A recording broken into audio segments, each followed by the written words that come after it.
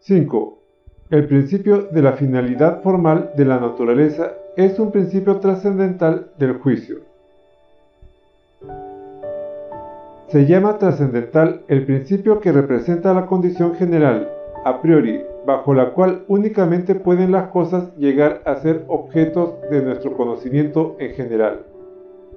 Por el contrario, se llama metafísica el principio que representa la condición a priori, según la cual solo los objetos cuyo concepto puede darse empíricamente pueden ser determinados a priori.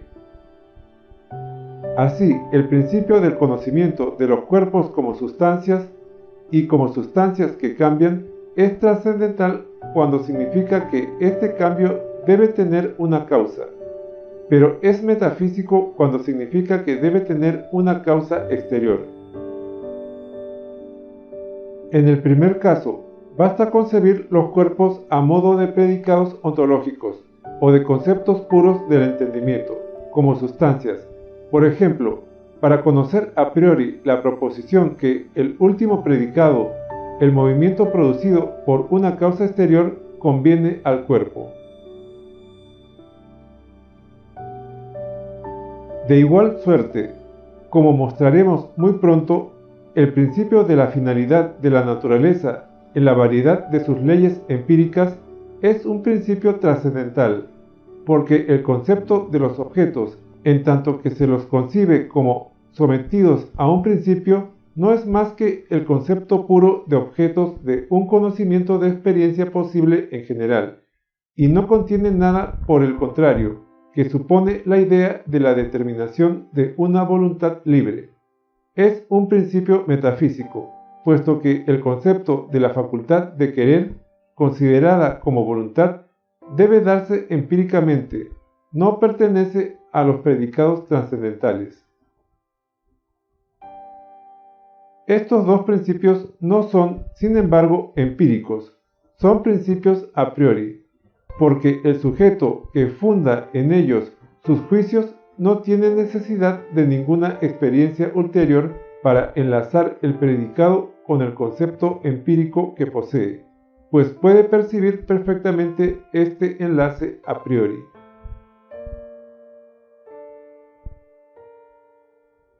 Que el concepto de una finalidad de la naturaleza pertenece a los principios trascendentales es lo que muestran suficientemente las máximas del juicio que sirven a priori de fundamento para la investigación natural,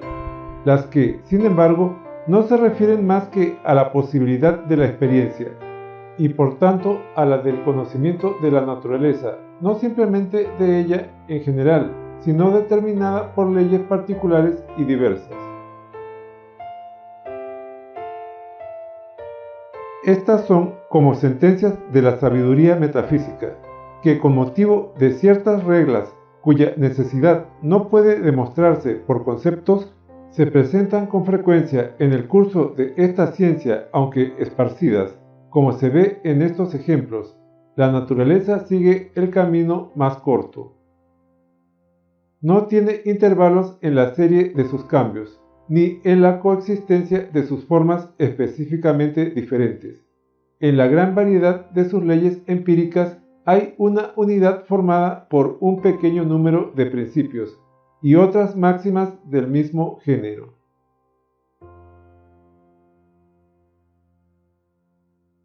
Pero querer mostrar el origen de estos principios y hacerlo por un procedimiento psicológico es desconocer por completo el sentido de los mismos. En efecto, ellos no nos dicen el hecho, esto es, conforme a qué reglas nuestras facultades de conocer llenan realmente sus funciones y cómo se juzga, sino cómo se debe juzgar. La conformidad de la naturaleza con nuestras facultades de conocer o la finalidad que nos revela el ejercicio de las mismas es pues un principio trascendental de los juicios, y por tanto esta finalidad necesita una deducción trascendental que investigue a priori en las fuentes del conocimiento el origen de dicho principio.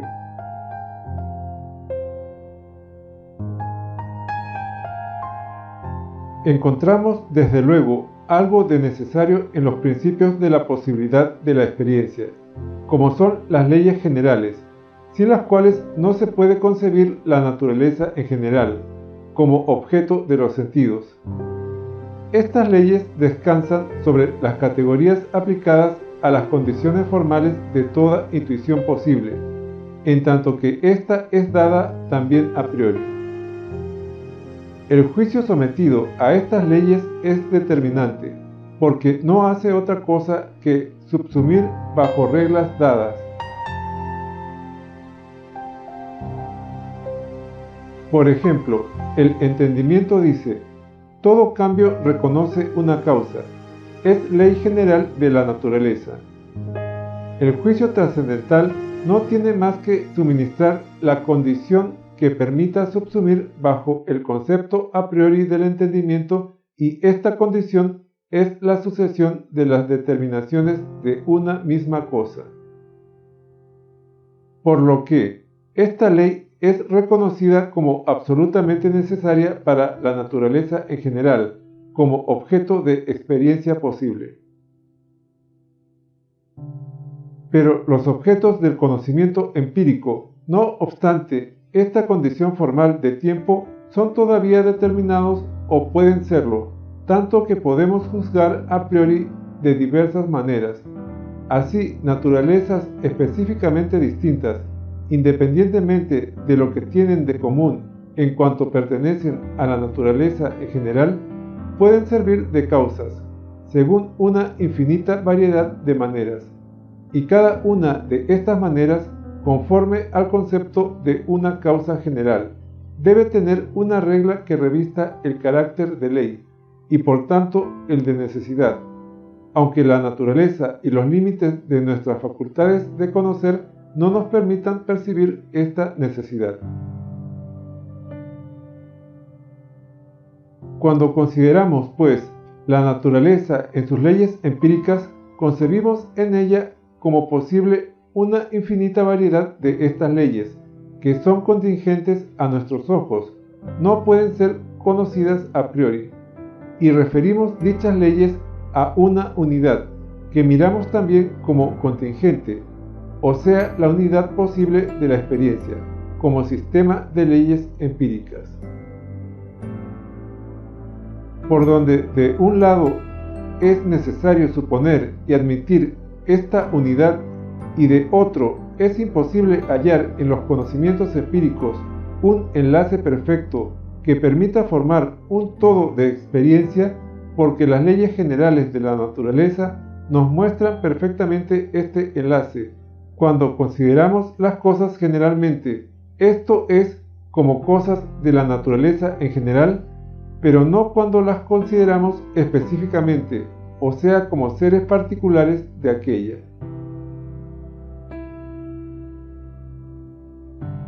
El juicio debe, pues, admitir como un principio a priori para su aplicación propia que lo que es contingente a la vista de nuestro espíritu en las leyes particulares empíricas de la naturaleza contiene una unión que no podemos penetrar ciertamente, pero que podemos concebir, y que es el principio de unidad de los elementos diversos en una experiencia posible en sí. Y puesto que esta unidad que nosotros admitimos por una necesidad del entendimiento, pero al mismo tiempo como contingente en sí, es representada como una finalidad de los objetos de la naturaleza, el juicio, que relativamente a las cosas sometidas a las leyes empíricas posibles todavía por descubrir, es simplemente reflexivo. Debe concebir la naturaleza en relación a estas cosas, conforme a un principio de finalidad para nuestra facultad de conocer, el cual se ha mostrado ya en las precedentes máximas del juicio. Este concepto trascendental de una finalidad de la naturaleza no es ni un concepto de la misma, ni un concepto de la libertad, porque nada atribuye al objeto a la naturaleza. Él no hace más que representar la única manera de proceder en nuestra reflexión sobre los objetos de ella para llegar a una experiencia, cuyos elementos se hallan perfectamente enlazados entre sí. Es por tanto un principio subjetivo, una máxima del juicio. También sucede que cuando nosotros hallamos, como por una feliz casualidad favorable a nuestro objeto, entre dos leyes puramente empíricas, semejante unidad sistemática, sentimos un gran placer, hallándonos libres ya de la necesidad, aunque debamos necesariamente admitir la existencia de tal unidad sin poder percibirla ni demostrarla.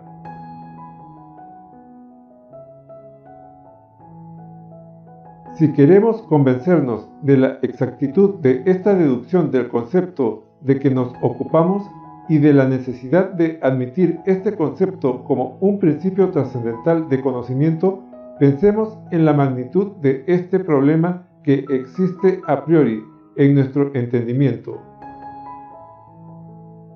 Con las percepciones suministradas por la naturaleza, que contiene una variedad infinita de leyes empíricas, formar un sistema coherente. Es cierto que el entendimiento posee a priori leyes generales de la naturaleza, sin las que no podría tener la experiencia de un solo objeto de ella. Pero además hay necesidad de cierto orden en sus reglas particulares, las que el entendimiento no conoce más que empíricamente,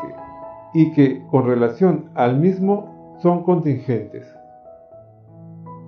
Estas reglas, sin las cuales el entendimiento no podría pasar de la semejanza universal contenida en una experiencia posible general a la semejanza particular,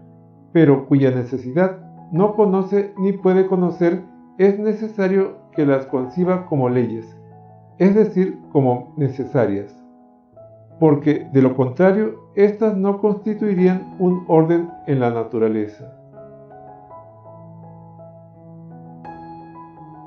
Así, aunque relativamente a estas reglas, a los objetos, el entendimiento nada puede determinar a priori, debe, no obstante, con el fin de descubrir las leyes llamadas empíricas, tomar por fundamento de toda reflexión sobre la naturaleza un principio a priori, conforme al cual concibamos que puede haber un orden natural y que se puede reconocer en sus leyes un principio como el que arrojan las proposiciones siguientes. Existe en la naturaleza una disposición de géneros y de especies que nosotros podemos aprender. Estos géneros se unen siempre en relación a un principio común, de tal modo que al pasar de un género a otro nos elevamos a uno más superior, aunque parece a primera vista que es inevitable para nuestro entendimiento admitir para los efectos naturales específicamente diferentes otras tantas diversas especies de causalidad. No es así, pues estas especies se pueden reducir con todo a un pequeño número de principios que nosotros debemos investigar. El juicio supone a priori esta conformidad de la naturaleza con nuestra facultad de conocer, con el fin de poder reflexionar sobre aquella, considerada en sus leyes empíricas, pero el entendimiento la mira como objetivamente contingente, y el juicio no le atribuye más que como una finalidad trascendental, relativa a la facultad de conocer. Y por esto, sin dicha suposición, no concebiríamos ningún orden natural en sus leyes empíricas y no tendríamos, por tanto, dirección que nos guiara en el conocimiento y en la investigación de estas leyes tan varias.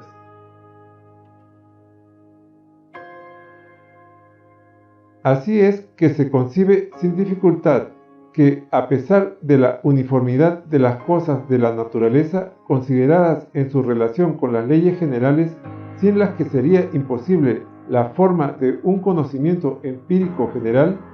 pueda ser tan grande la diferencia de sus leyes empíricas y de sus efectos, que no sea posible a nuestro entendimiento descubrir en ella un orden fácil de aprender,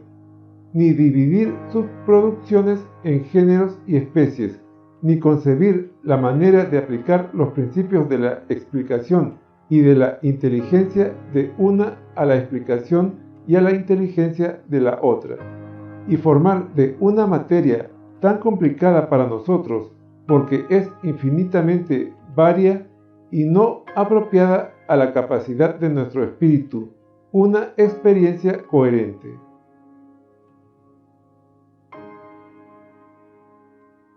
El juicio, pues, contiene también un principio a priori de la posibilidad de la naturaleza, pero sólo bajo el punto de vista subjetivo, en virtud de cuyo principio prescribe no a la naturaleza como por autonomía, sino a sí mismo como por bella autonomía, una ley para reflexionar sobre aquella que se podría llamar ley de su especificación, considerada en sus leyes empíricas.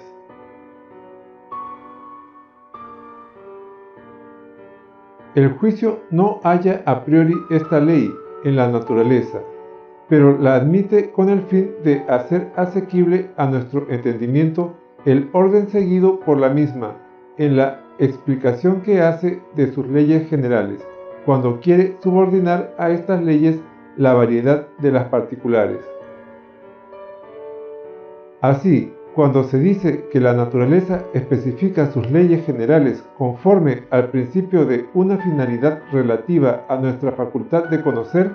esto es, cuando las especifica para apropiarse la función necesaria del entendimiento humano, que consiste en hallar lo general a que debe reducirse lo particular, suministrado por la percepción, y el lazo que une lo diverso, que es lo general para cada especie, a la unidad del principio, no se prescribe por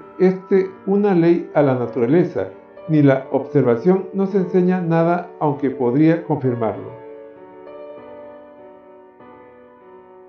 Por esto, no es un principio del juicio determinante, sino del juicio reflexivo. No tiene más objeto que, cualquiera que sea la disposición de la naturaleza en sus leyes generales, poder buscar sus leyes empíricas por medio de este principio y de las máximas que en él se fundan como una condición sin la cual no podemos hacer uso de nuestro entendimiento para extender nuestra experiencia y adquirir el conocimiento.